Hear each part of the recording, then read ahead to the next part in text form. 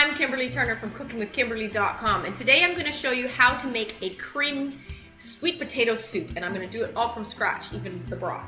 Okay, so first things first, what I'm doing is I'm going to preheat my oven to about 360 degrees. That's what I like to do. I'm just going to peel any really ugly blemishes off of the sweet potatoes that I don't like. Now be sure not to waste. Use your beautiful peelings that you have, that you're gonna throw out in the garbage, and put them in your garden. That's good plant food. They like it, okay? You need to nourish your plants too, especially if you have a vegetable garden going. I try and keep as much of the skin on as I can. I just take the uglies off because there's a lot of nutrition in there for you, okay? And if you're gonna buzz up the soup anyway, you're not even gonna know the difference. So that's that. Clean up these. Next thing, I'm gonna cut these guys into big chunks.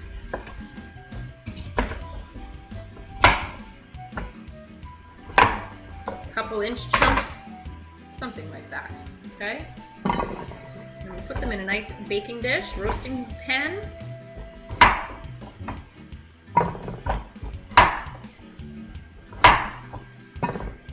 While these are roasting in the oven, it's going to give me time to get my broth ready for the soup. Sweet potato is one of the most nutrient-dense foods on the planet. Did you know that?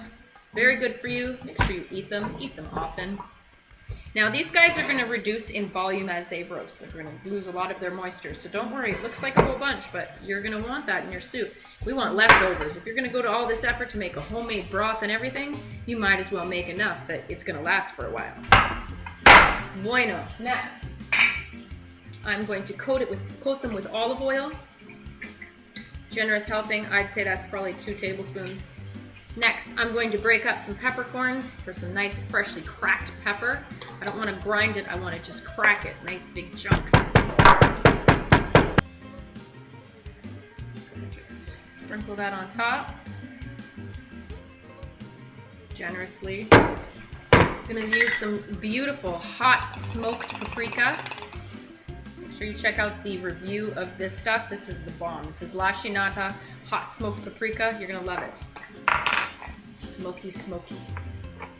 I like just a little bit of spice, especially if I'm using something nice and sweet. It's such a nice contrast.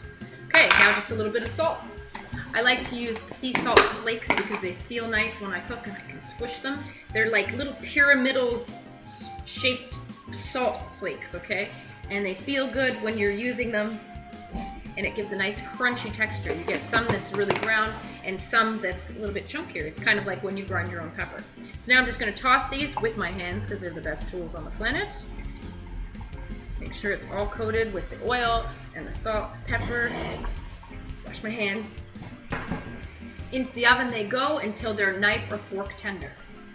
Now that could take a good hour, and that's good because I need a little bit of time for this broth to be made, okay? Now when I'm making broths, I typically like to keep leftover bones and things where you cut off the meat off your bone, or the stuff that you use when you're butchering a chicken or something like that, and you're taking the meat off, right? But you're leaving the carcass. So what I do is I don't get rid of those bones. I save them and I freeze them for just a time as this, so I have a flavorful broth, a base. So I have some bones from last night that are going in my pot.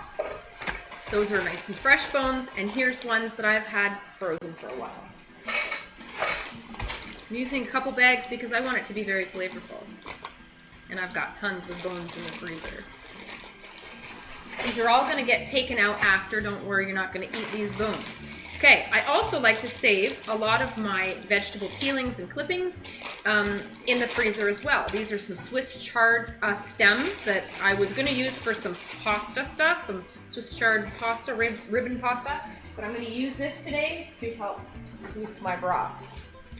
And I have some asparagus stems, like the part that you snap off that you're not going to eat because it's woody. These are fantastic to flavor soups and broths, okay? And you get a whole bunch of extra nutrition as well. In they go. I'm using a bunch of them, so it's kind of going to be a little bit of asparagus flavor as well. I'm not mad at that. That's all good to me. Now, you can use whatever you want. You can use carrots, you can use celery, you can use onion, garlic, whatever. I'm going to use a little bit of onion. I got some beautiful Ontario onions from the Harvest Barn Country Markets. If you don't live in St. Catharines or Niagara on the Lake, Ontario, I'm sorry you don't have one. Make sure you come out here if you're close. If not, you can check them out online at harvestbarn.ca. They bring a lot of produce and a lot of really great foodie products from our region. So if you're looking for good Canadian products, that's where you go. I'm going to let you in on a secret. When I add onion to my broths and soups, I like to keep the peeling on. That's something that my mom has taught me. If you have some really ugly outside skin, just peel them off. It's no big deal, but I like to leave it on. It helps give a nice golden color and it enriches the broth. Again, we're not going to be eating all the things that are going in there right now. They're going to be taken out. I'm going to use half an onion. That's all I need today. The same thing applies with garlic. You can leave the skins on. It's just a little extra something something. We're not going to eat it, okay? So I'm just going to smash it a little bit. Throw it in. My broth's going to need a little bit of salt. I'm going to put about a teaspoon in. Just eyeballing. You see how much water I need. I want to cover the bones. That was about 10 cups of water. I think I might need another cup or two. Another 2 cups of water. I like to add a little bit of spice, maybe a half a teaspoon of red chili flakes, some whole peppercorns, I don't know, maybe a dozen. I like to add a little bit of mustard seed, maybe a 1/4 teaspoon. You can use the yellow or the black variety. I'm going to add 1 whole clove. Cloves have a very strong flavor, but they also go very nicely with sweet potato or pumpkin, sort of like pumpkin pie. Add a nice big bay leaf, or 2 small ones. Now that's going to give me a really gorgeous base for my soup. You can add a stick of cinnamon if you like, but I'm going to hold off. I don't necessarily want this to be a wintry fall soup. A little bit of clove just gives that little extra hint of je ne sais quoi. My mom does that with most of her soups, and that's just what I'm used to. In my soup, I'm using a mixture of bones. There's some chicken bones, some pork bones, some beef bones, whatever. There's a whole bunch of flavor going on. I don't care what kind of flavor it is, as long as I have flavor coming in there, okay? We're gonna bring this up to a boil, not too fast, but a little bit slower, so you can leach the flavors out of all of your ingredients, okay? I'm gonna let this go for as long as I possibly can before dinner, and then at the end, I'm gonna put the sweet potato in, buzz everything up. So you're gonna strain it out. It's gonna be fabulous. You're gonna see how it all turns out in just a little while. Okay, we're gonna check our sweet potato really quick just to see how far along we are. These guys have been going for about 50 minutes. They are fork tender and perfect. I'm actually just gonna turn them over and let them go for about 5 more minutes in the oven. You could have done it halfway, but it's no big deal. They smell gorgeous. I'm actually gonna keep a couple of these on the side for a different dinner someone else is having tonight. They don't like soup so much. So I'm gonna save these and put them as a side dish for a hamburger. Instead of fries, I think it's a little bit healthier, a little bit more fun. All right, back in the oven for about 5 minutes. In the meantime, I have my stock. It is bubbling and boiling. What I did was I brought it up to a boil, and you need to bring it back down to a simmer. You don't want it just raging in the pot. So it's just bubbling beautifully. It looks like it's very flavorful. It looks like it has a lot of flavor, and it's not just clear liquid water. Okay, stir it around. Make sure that it has enough water to cover everything. If it doesn't and it's evaporated too much, just put a little bit more on. No big deal, okay? I'm gonna do a quick taste test. Now in the bones, there were bones, there's cartilage, there's some skin. I even had a couple barbecue bones, so it has some of that char. That's really flavorful.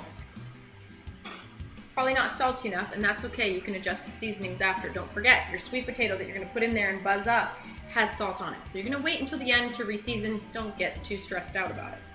We're gonna let this stock go for, I don't know, maybe another hour I'd be happy with. So what, these sweet potatoes are coming out. They don't have to go in hot, okay? I'm just gonna leave them on the side for a little while until I strain out the stock, and all is well, okay? That's it. Okay, these sweet potatoes are done.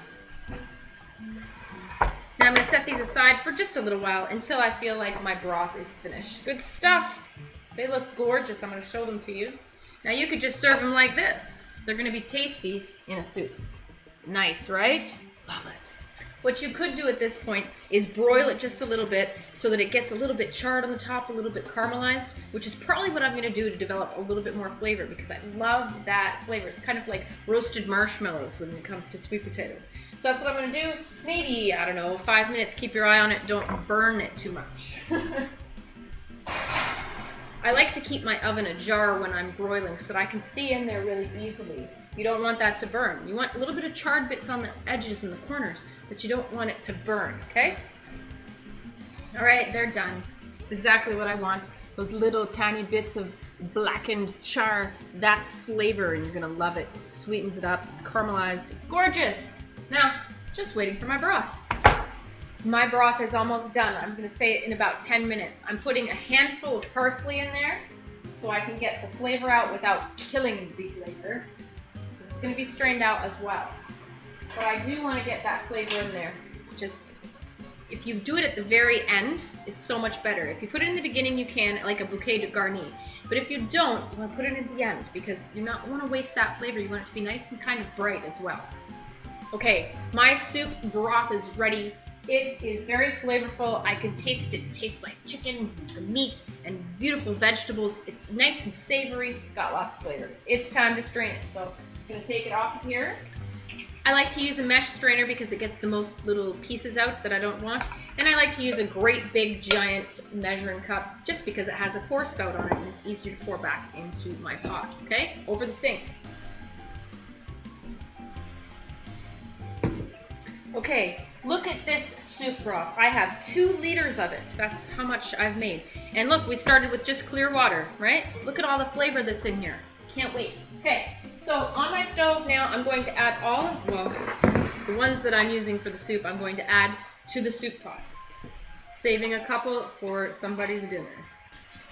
Okay, sweet potatoes in the pot.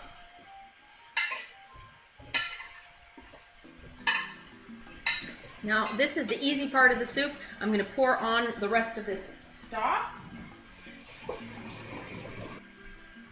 Now, this stock is already really hot, so this is the easy and the fun part of it. You're just gonna take an immersion blender, or you can put it in a blender. Carefully pouring everything in, but I'm gonna use the immersion. Now, keep it under the water so you don't burn yourself, splash yourself, okay? You're gonna start on low speed, and you're just gonna zip everything up till it's nice and smooth. Now work your way up to the top speed. I think that's good. Now we're gonna do a taste test to make sure that everything is the way it should be.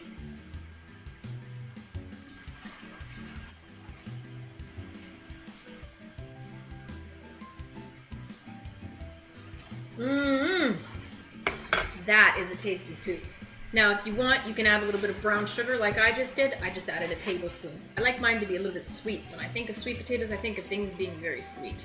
And that's just, it depends on your own taste, right? Your own taste profile that you like. And that's how I know my mom likes too, so I'm gonna just add a little tiny bit.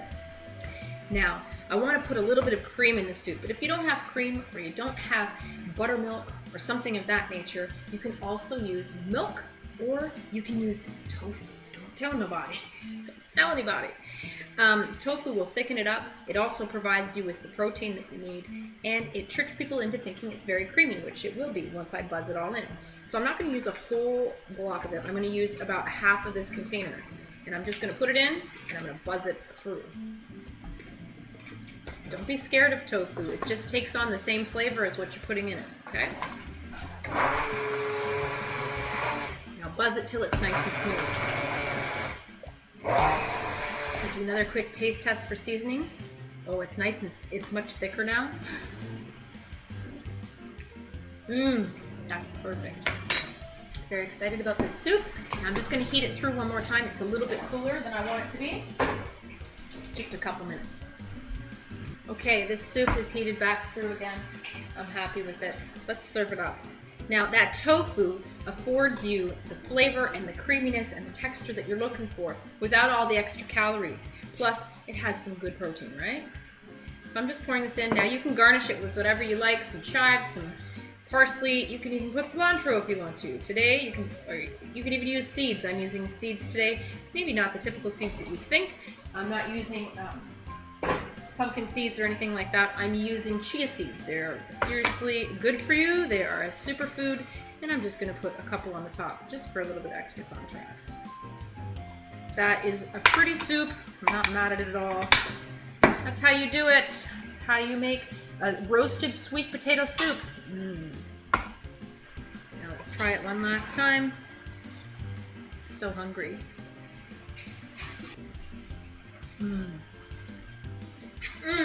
That's a hearty main soup. You can use it as a side dish. You can use it as an appetizer. But this is what I'm having for dinner. I'm so excited. Absolutely delicious. I'm gonna go feed Mom. Mom had a surgery done yesterday, so she's not feeling like eating much else except soup. She needs something comforting. It's gonna fill her up and make her tummy happy without having to eat a whole bunch of food, right? So that's it, that's all. That's how you make a roasted sweet potato soup. You can do it too. So easy, so delicious, okay? I didn't need many ingredients. I didn't even need meat. I just had bones. That's it, okay? You can do it. Follow me on Twitter at Cooking with Kim, E with a capital E. Like the fan page at facebook.com/cookingwithkimberly. My shows are on ifood.tv/cookingwithkimberly and youtube.com/cookingwithkimberly. And my site is cookingwithkimberly.com. That's it, that's all. Be a champion in your kitchen and eat deliciously. Bye.